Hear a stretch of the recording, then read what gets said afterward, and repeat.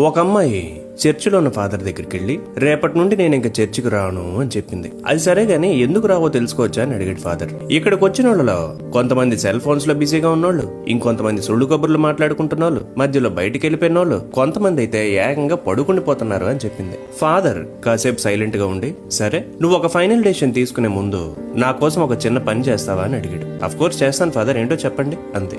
ఒక గ్లాస్ నిండుగా నీళ్లు నింపి ఒక్క చుక్క కూడా కింద పడకుండా ఈ చర్చి చుట్టూ 3 సార్లు తిరుగు అన్నాడు. సరే అని గ్లాస్ నిండా నీళ్లు నింపి 3 సార్లు తిరిగి ఫాదర్ దగ్గరికి వచ్చి, చూసారా ఒక్క చుక్క కూడా పడలేదని గర్వంగా చెప్పింది. అప్పుడు ఫాదర్ ఇలా అడిగాడు, సరే ఇప్పుడు తిరిగిన ఈ టైంలో ఎంతమంది సెల్ ఫోన్స్ లో బిజీగా ఉన్నారో, ఎంతమంది సొల్లు కబుర్లు కొడుతున్నారో, ఎంతమంది బయటికి వెళ్ళిపోతున్నారో చెప్పు.